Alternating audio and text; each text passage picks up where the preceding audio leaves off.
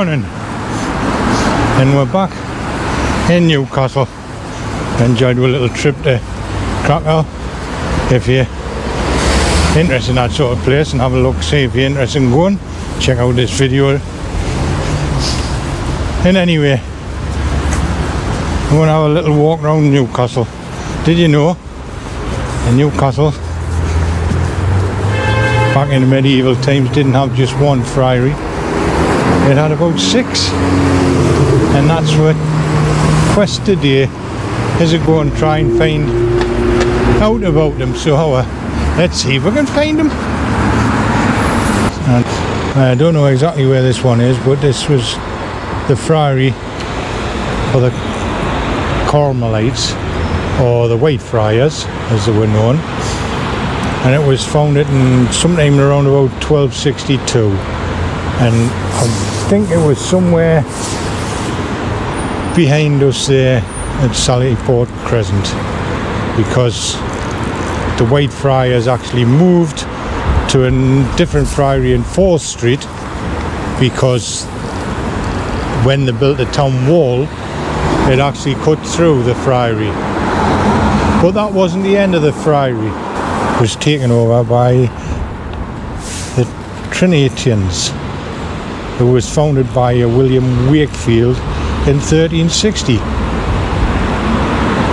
and they took over from the White Friars when they moved out. The friary itself was dissolved, like most of the friaries, in the 1530s, when Henry VIII dissolved most monasteries.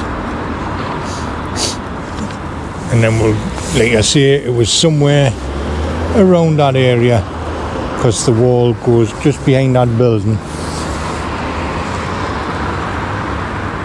So it would have cut them off. Like a friary, that one probably stayed just outside the walls when the Trinians took over. Trentanians, I should say. And then we'll head off to our next friary.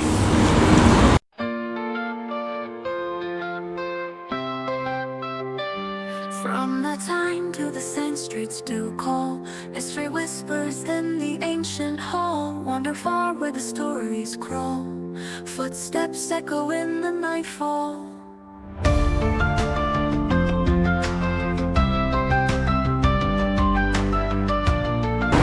Now we're outside the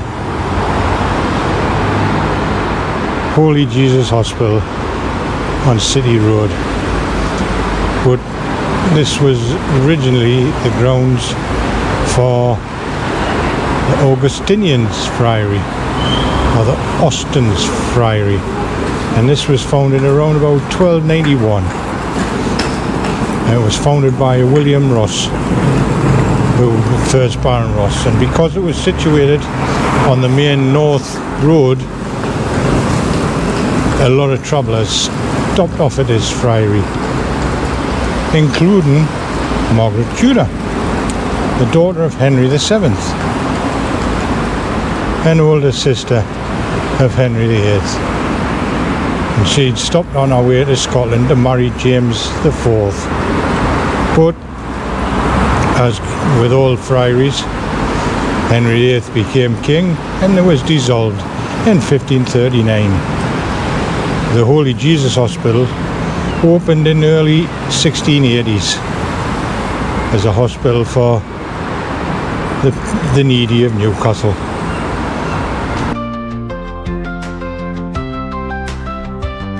Bridges glow with a distant scene, in the shadows where I've always been. Cultures blend like a dream unseen, adventures start where the end has been. Through a Geordie lens I see it clear, life's a canvas full of cheer. Push the limit, break the fear, memories made year by year.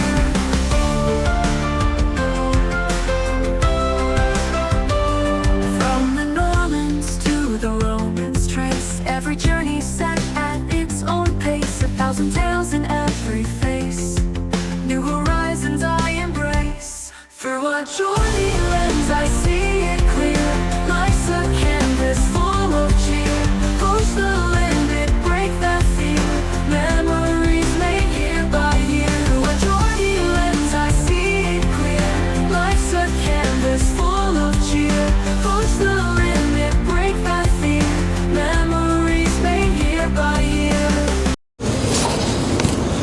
And now we're on Margaret Street and Pilgrim Street, and roughly around where the old Lloyd's Bank used to be is where the Franciscans or Greyfriars could be found. The friary was founded in 1237 and dissolved again in 1539 after the dissolution. The land of Friary had stood on was sold to a merchant named Robert Anderson, and Anderson had a mansion, the new place, later Anderson's place, built on the site. And in 1646, Charles I, yes, King Charles I, stayed in Anderson Place during his time as a prisoner in Newcastle. And it was like, he's classed like as an open prisoner.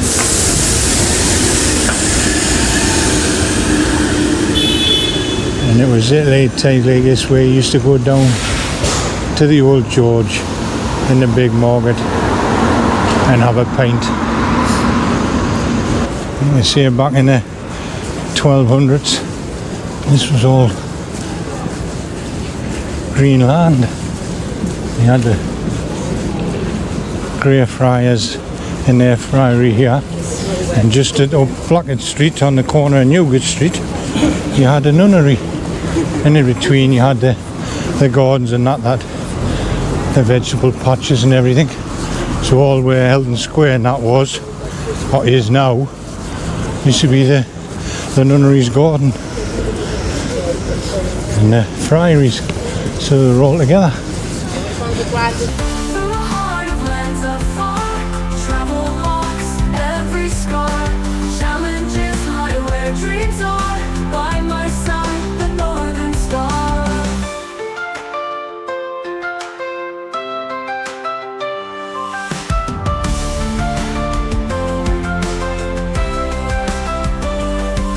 Through a Geordie lens, I see it clear. Life's a canvas full of cheer. Push the limit, break that fear. Memories made year by year. Through a Geordie lens, I see it clear. Life's a canvas full of cheer. Push the limit, break that fear. Memories made year by year. Through a Geordie lens, I see it clear.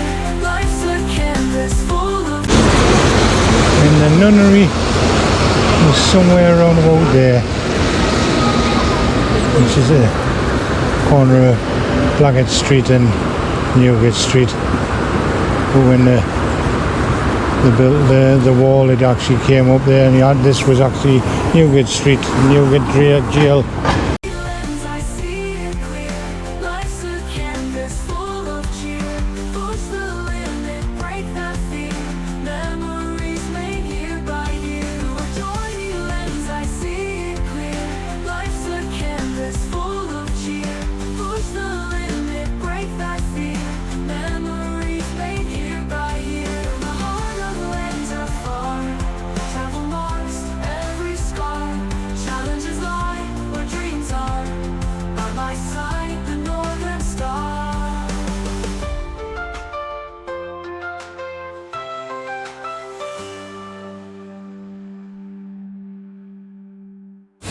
The next one we'll come to is probably the most well known and most preserved. At least you can see where the foundations and that are. And some of the buildings survived. The outer buildings survived because they were taken over by the merchant guilds of Newcastle. And this one is, well, it was established in 1221 by the Dominican order or Black Friars, because of the black cloaks. And it came to Newcastle in 1239, and the lands and funds to build the friary were donated.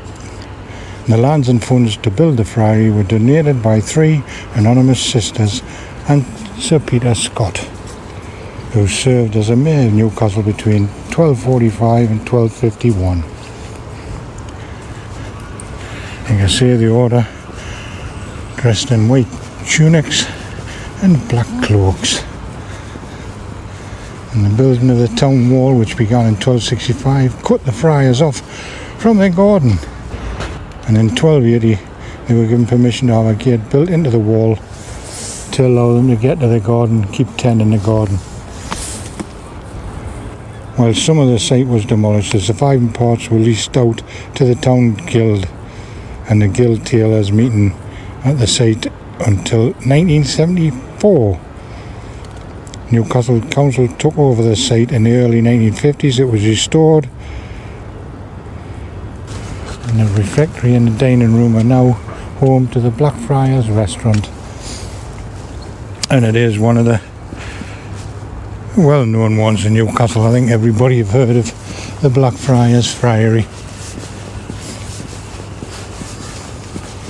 And now we'll head off to the last one.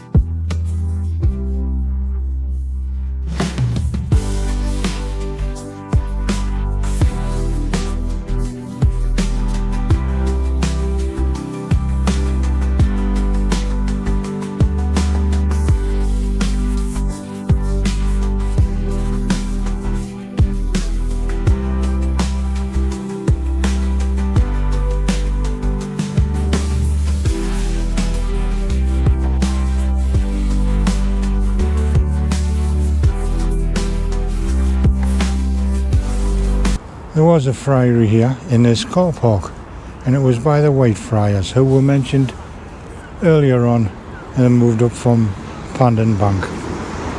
And they moved here because the original friars here were known as the Friars of the Sack. But by 1307 most of them had died off. There was only about 3 left, and they went and moved into the Blackfriars, I think.